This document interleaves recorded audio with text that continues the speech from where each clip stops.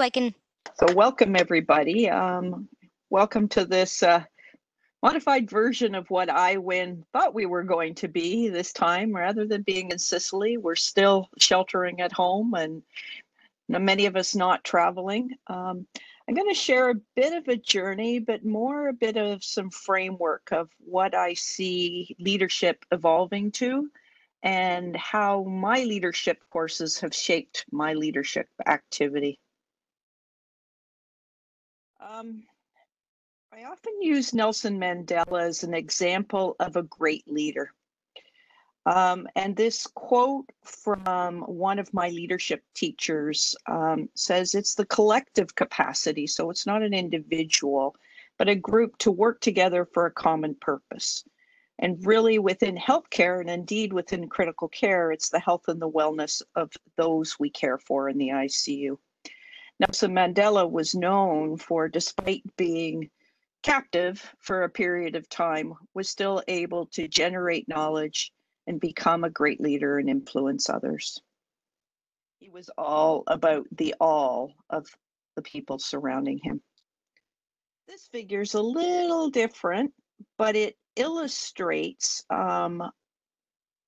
just what we think it takes to be a leader, particularly with how our world is changing these days, the complexity of the healthcare system, how everything's in flux.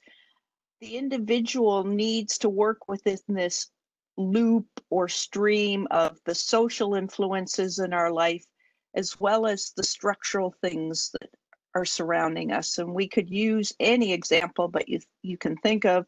But in midst of COVID, all of the social political influences that determine how we're behaving, our structural capacity, what we have in one part of the world may not be the same. And this concept comes from some of my more recent healthcare leadership instructors, a group called the Blue Dot Strategy, but it's been one that I found very useful going forward. The other concept is, as health professionals, it's not just that we're professional, but it's an attribute to which we need to be able to attain. It's what hopefully others apply to you in terms of your ethics, your accountability, your integrity, and the values that you hold. And as you build and grow in leadership, these are the sorts of attributes that are required to be a strong and modern leader. I mentioned this book. This book called Bringing Leadership to Life and Care, Leads in a Caring Environment was really the first book that was published by a group in Canada, in British Columbia, on healthcare leadership. And it's a framework that's used within the Canadian healthcare system, but has been replicated in Australia and other parts of the world. And really that acronym LEADS has 5 tenets to it.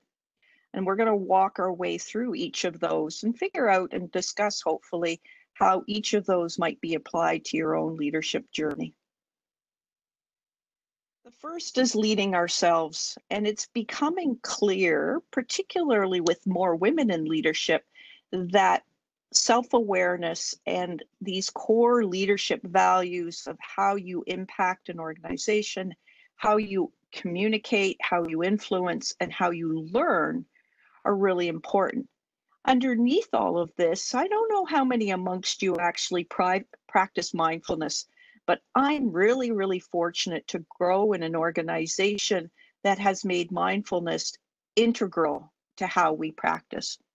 I can go into a leadership meeting and with the VP of our hospital, our CEO, and have a 5-minute mindfulness activity before we start any discussion about what's happening in our hospital. It helps to focus, it helps you to make aware of what's going on, and it probably gives us a bit of emotional balance when things are crazy. I will tell you, in the midst of COVID, those touch points where we had an opportunity to debrief amongst the leadership of the hospital and practice a bit of mindfulness were actually the things that have gotten me through the past 100+ days.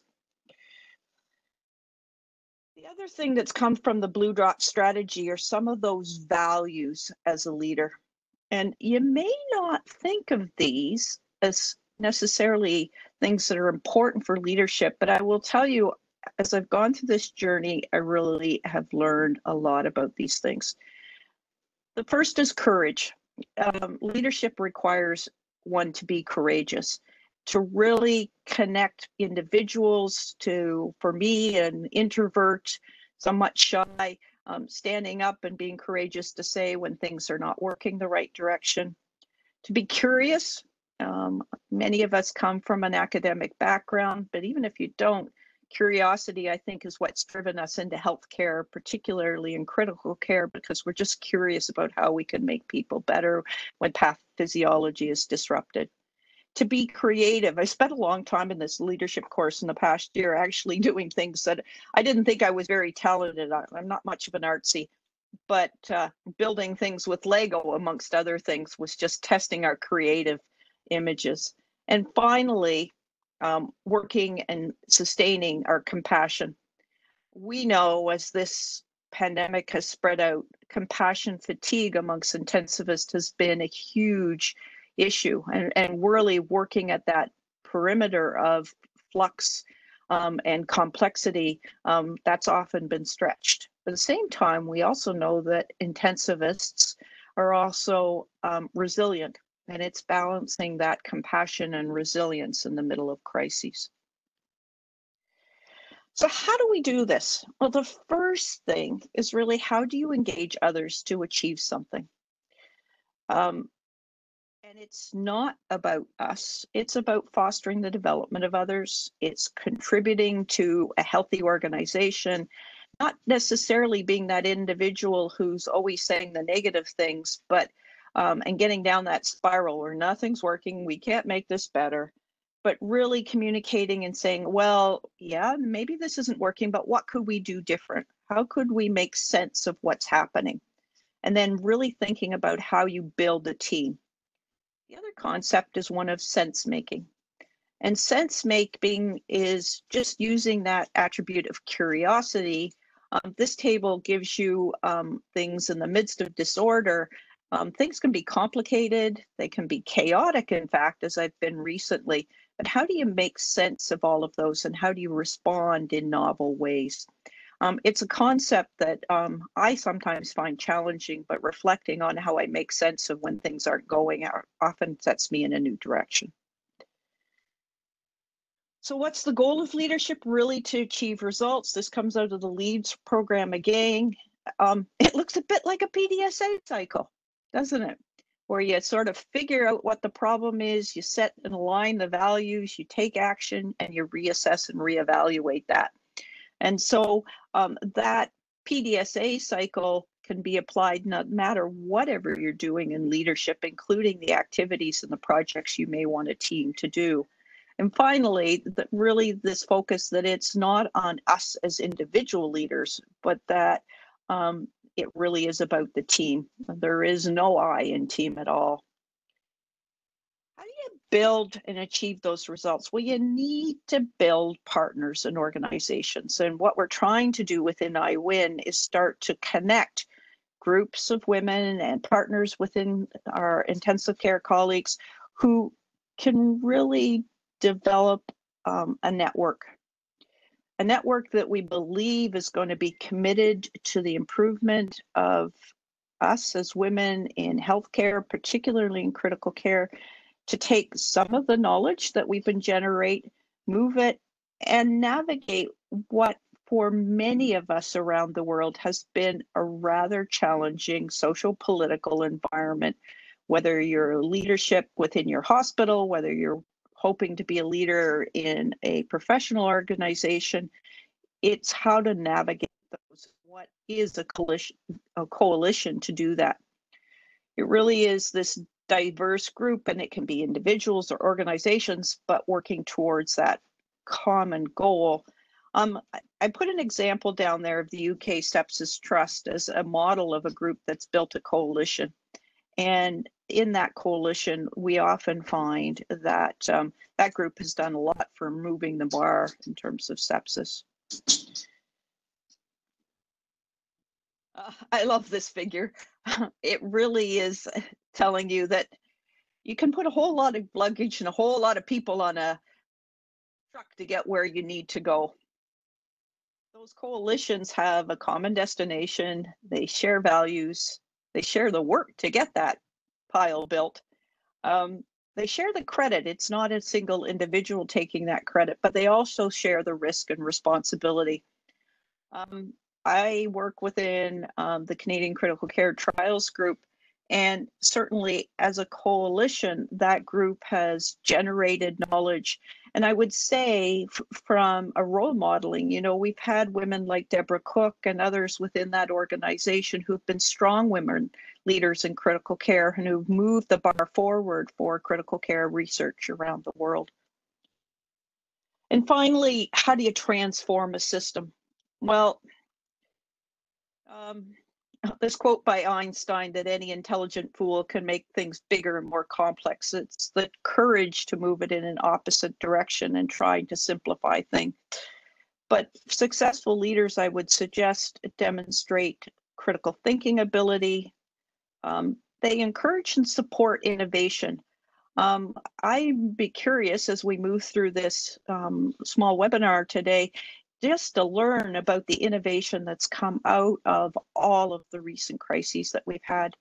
How are we going to use that innovation to look strategically to the future, and what others have been doing to champion and orchestrate change within their organization? So how do we get to being an effective leader in all this system?